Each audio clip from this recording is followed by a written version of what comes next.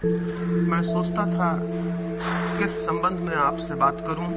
परमात्मा के संबंध में बहुत बातें हमने सुनी हैं और आत्मा के संबंध में भी बहुत विचार जाने हैं, लेकिन उनका कोई भी मूल्य नहीं है अगर हम उस स्थिति को न समझ पाएं जिसमें कि हम मौजूदा होते हैं। आज जैसी मनुष्य की दशा है, जैसी जड़ता और जैसा मरा हुआ आज मनुष्य हो गया है, ऐसे मनुष्य का कोई संबंध परमात्मा से या आत्मा से नहीं हो सकता है। परमात्मा से संबंध की पहली शर्त है, प्राथमिक सीढ़ी है कि हम अपने भीतर से सारी जड़ता को दूर कर दें और जो जो तत्व हमें जड़ बनाते हों उनसे मुक्त हो जाएं।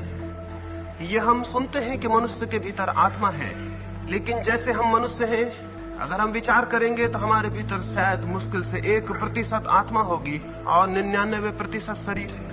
जब तक आत्मा 100% न हो जाए तब तक कोई व्यक्ति सत्य को अनुभव नहीं कर सकता। शरीर से मेरा अर्थ आपका जो दिखाई पड़ रहा रूप है उतना ही नहीं है, बल्कि जिन जिन बातों में आपकी चेतना क्रमशः जड़ हो जाती है वहीं वहीं आप शरीर हो जाते हैं। हमें जो भी सिखाया जाता है और जैसा हमारा जीवन है वो धीरे धीरे हमें मनुष्य कम और मशीन ज्यादा बना देता है।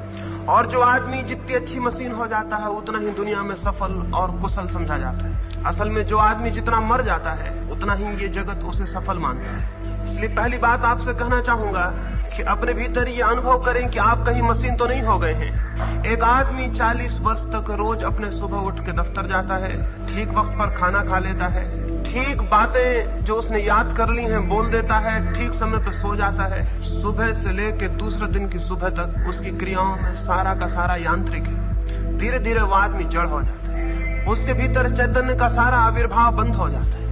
और जो आदमी इस जड़ता को जितनी तीव्रता से पकड़ लेता है, हम कहते हैं वो आदमी उतना कुशल है, उसकी उतनी ज्यादा योग्यता है। और ये सच है कि मशीन हमेशा मनुष्य से ज्यादा योग्य होती है, क्योंकि मशीन कोई भूल चूक नहीं करती और मशीन ठीक समय पर काम करती है और अपने समय पर बंद होती है। इस जगत का जैसा विकास हुआ है वो क्रमशः इस भांति हुआ है कि हम मनुष्य की जगह मशीन को ज्यादा आदर देने लगे हैं और क्रमशः मनुष्य भी धीरे धीरे मशीन होता जाता है। जो आदमी जितना ज्यादा मैकेनिकल, जितना ज्यादा यांत्रिक हो जाएगा उतनी ही उसके भीतर की आत्मा सिकुड़ जाती है। हम अपने को देखेंगे तो हम पाएंगे हम करीब करीब एक मशीन की भांति हैं जो रोज वही के वही काम कर लेती है और हम इन कामों को दोहराते चले जाते हैं और एक दिन हम पाते हैं आदमी मर गया। मृत्यु इसी यांत्रिकता का अंतिम चरण है। एक छोटा बच्चा जितना चैतन्य होता है एक बूढ़ा उतना चैतन्य नहीं होता।